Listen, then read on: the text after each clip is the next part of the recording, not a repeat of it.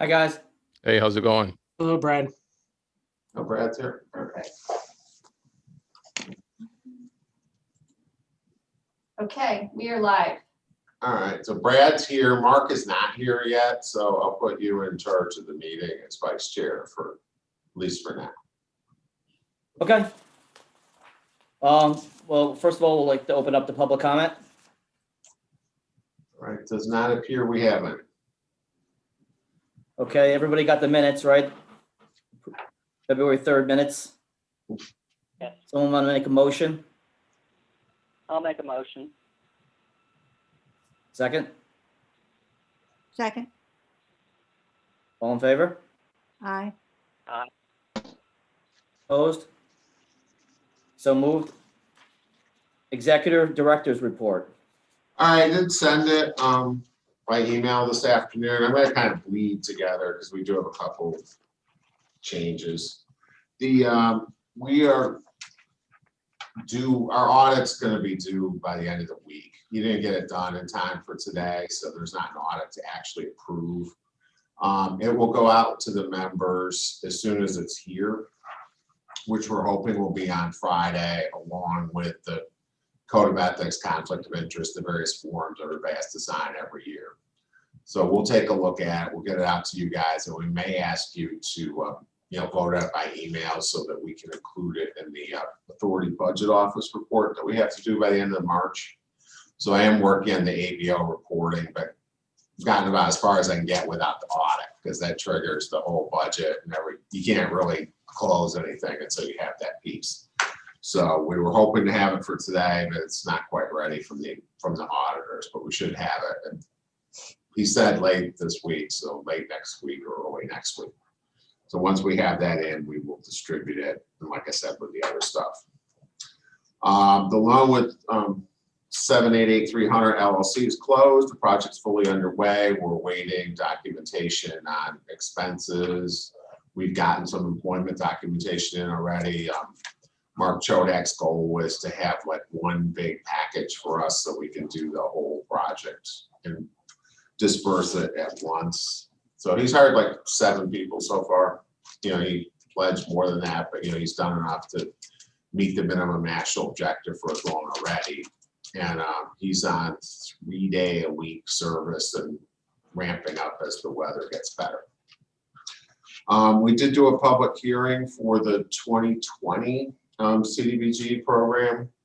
The state did announce funding for last year's funding that they didn't get out during the consolidated funding application at the end of December. So we do plan to apply for some micro enterprise funding as part of that round. That application will go in March or April, probably in April. We're making some tweaks to it to maybe make it a little more targeted in one way, shape, or form, and try to address some community needs in a low way. Like I said, we got the hearings, so the procedural stuff's out of the way. We also anticipate a 2021 round with the resumption of the state's annual consolidated funding application round. So that round, and that's in the Positively Green as well, is that we're starting to get the word out that is in the governor's budget, and we assume will be having it like we've had in the past. So that round would be application announcements in May, applications due June or July, and then they're announced in December. So there should be 2 rounds of funding this year. So if the 2020 doesn't work out, we'll have another shot 2021. On the CDBG side, there's also money from the CARES Act that's supposed to be distributed by the state. They've had issues figuring out how to do a notice for funding availability, but there is there's money there too that we're waiting for coronavirus weighted things. So Warren mentioned a couple projects in Hunter that we've been working on as well, and through the chat. But that's also out there, and also apparently if the new stimulus, the new American Rescue Bill passes, there'll be some money for the county for some economic development projects too. So we're going to be working through that. So it's a lot of things are coming down the pipeline kind of all at once, some of which were delayed from last year, and then other things that have been part of the various federal packages that have come through. Median housing prices were up 47% in January, so there's people out there spending some money. The median housing price was $251,150. Closed sales were also up. Inventory continues to be down, so at least for now, the housing boom continues to pace. And we're still, relatively speaking, competitive with the other Hudson Valley counties. I mean, Columbia County in particular has had a huge run up for their prices have been on at least some of the months higher than Dutchess County, which is, you know, really kind of pushing it. They were at 340,000 for 2020 on the median price. So that's good news, and you know, activity continues to be strong, and influx of residents has been a good thing.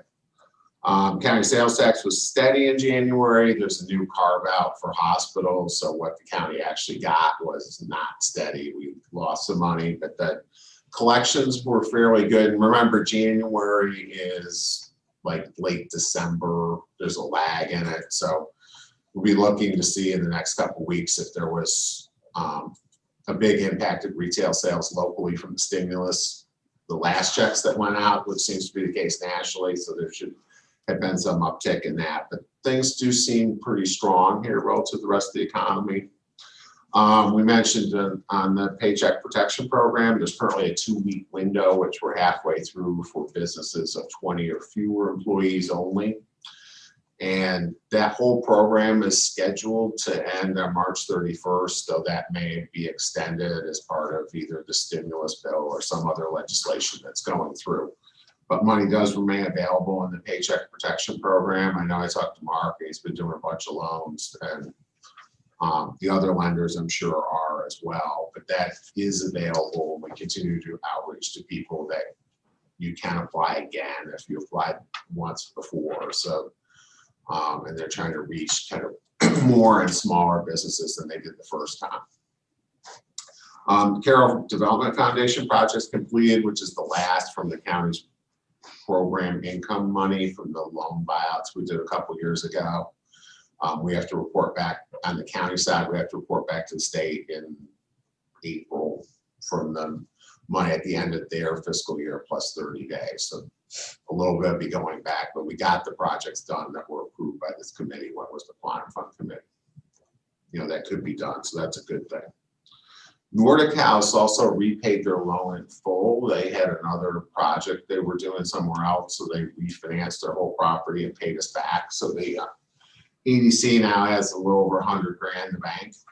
So the next disbursements that which will probably be the 7883 Hunter loan, but it may be another one if we get one in between. That money will be redispersed to the new owner and revolve for the first time as EDC loan payments. Only then, when that money's gone, we'll request from the county for any remainder. There's still quite a bit in the county fund, but that's how our setup works. So as we have money to revolve, we'll be using that, and then slowly but surely the money will come over to the EDC. But yes, that loan is done. So Bjorn's project is going well. He's doing well here. He's still here. That was just a takeout from a refi that he did. So that's the main report, and I did explain the audit piece too. So that's covers 3 and 4. So if anybody has any questions, I'll take them. I'd like to add to your report, Carl. Mhm. Just a little bit more on the American Rescue Plan. Congressman Delgado had a Zoom meeting today with municipal officials. I think there were over 80 officials on the call in the 19th Congressional District. And he outlined how the funds would be used if it does get passed into law. 65.1 billion will go to counties. So Greene County is slated to receive $9 million. It will also, funds will go directly to towns and villages. So money that goes to the county would come directly from the Treasury Department. Money that would go to the village and towns would go through the state of New York.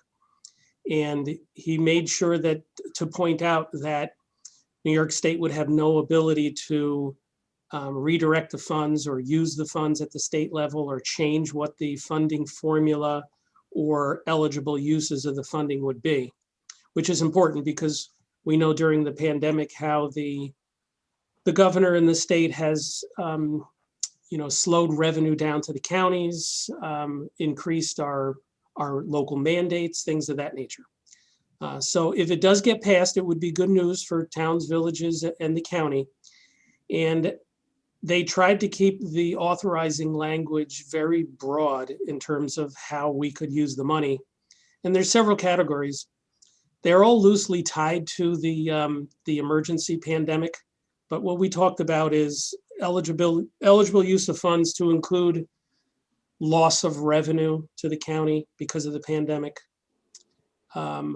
We could do economic development, broadband projects, anything that can be legitimately tied to the pandemic.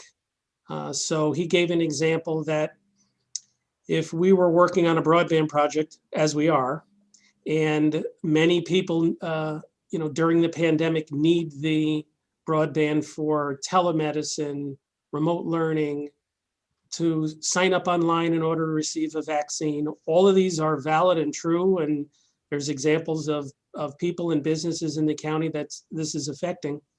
We would be able to tie the use of funds to the pandemic. There's no end date on when the funds could be used by. So we would, in theory, be able to capture funds for infrastructure, broadband projects, including a broad category of economic impact.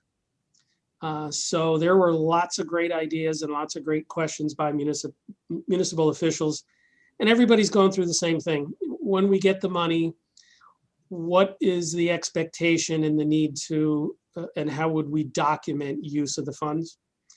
So we're compiling a list. We have lists of infrastructure needs, not only of the county, but the towns and villages across the county that we put together for NISAC last year during the pandemic, so that we would be ready should funds come from Washington to be used locally for infrastructure. So they're packing a lot in here and they're trying to make it flexible.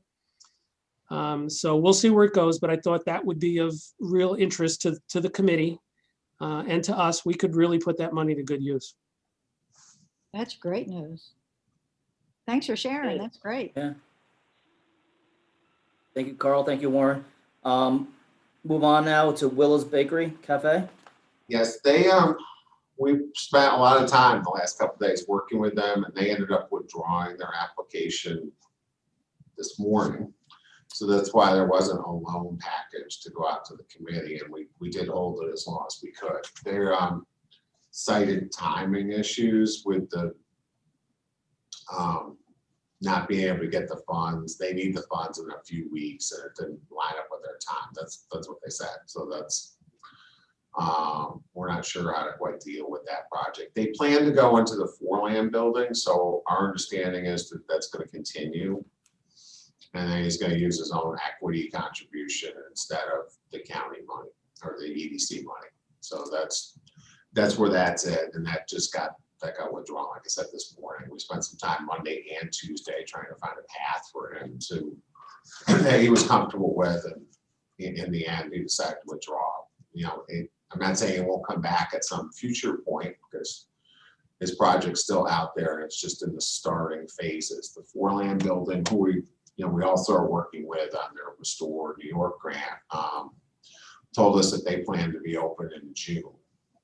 So I mean, it's things may change with that little part of the project, because he'll go in probably after the building opens. So we don't actually have a loan. We do have a couple possibilities for the next meeting in April. So we have two in the office now, Warren cited project in Hunter, and calls have been picking up. When the weather gets better, there's always a little more interest. I think as people are starting to see the post-pandemic future, some people that had think on the fence are actually starting to move ahead now. We're starting to see a little bit more confidence from people in that area, and I think that'll continue as hopefully the vaccine takes hold and the emergency comes to an end. I would add that there's renewed interest in acquisition of our all-inclusive family resorts. So there is a lot of investment still coming to the county and to the mountaintop, and a lot of new people looking at investing in some of our resorts, which is good. Yeah, that's clear. All kinds of, we had a glamping person in last week or, via Zoom, but yeah, the tourism and hospitality sector there's a lot of interest there, people coming out from New York and just people in general that are seeing that as an area. I think one thing that the pandemic kind of shrunk the world in that sense. So people are looking at a lot closer vacation opportunities and they're finding that they like them. Yeah, we've had a lot of interest with people inquiring, up in the Lexington area and Prattsville and quite interesting. People with food trucks, but the glamping business and the old campers and stuff. Yeah, we've had a lot of people calling about that type of projects. Yeah, or you can space. People are concerned they're going to be for some time about socially distanced projects of where you have cabins or trailers or things where you just have one unit and you're not down a hallway or something. I think that's attractive to people in this environment.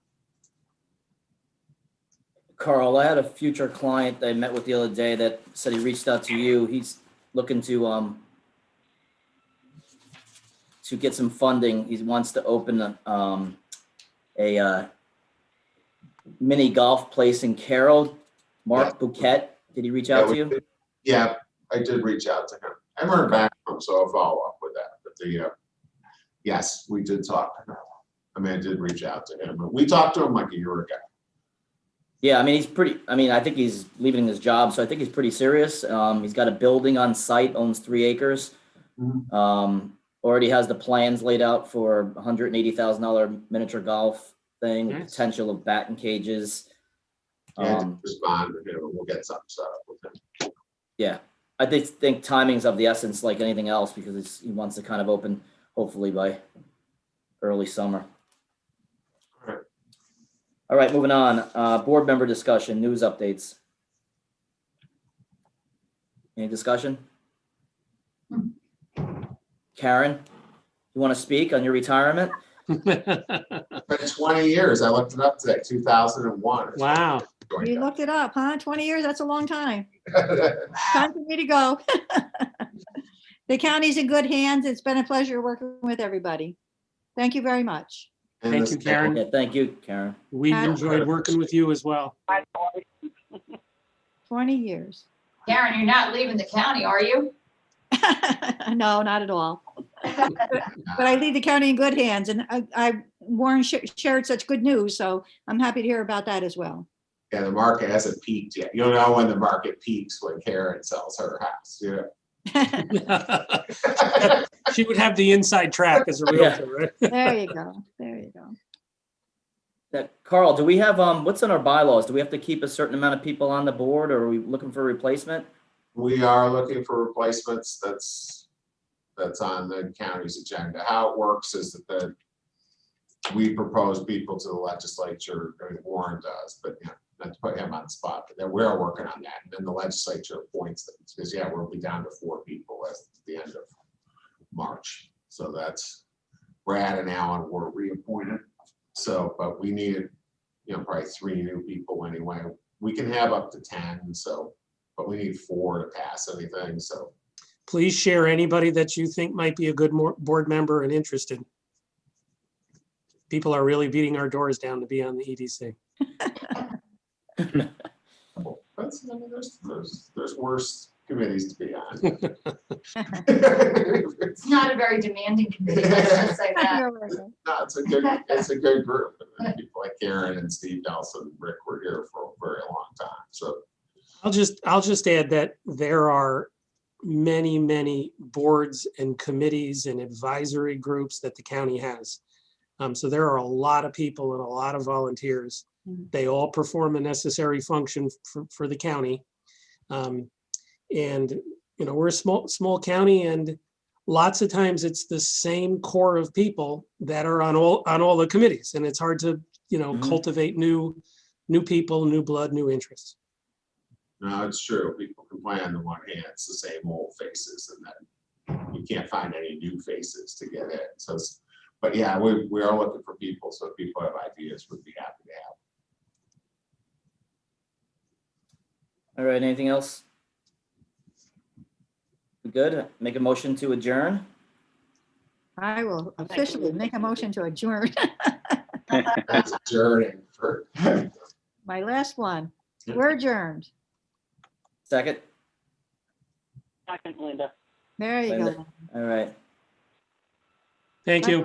Bye-bye. Thanks, guys. Take care. Ladies. All right, I'll see you in the Bye, everybody. neighborhood. Yes, you will. You will be able to. Yes. Good job, Brian. Bye, Karen. Bye-bye. Bye.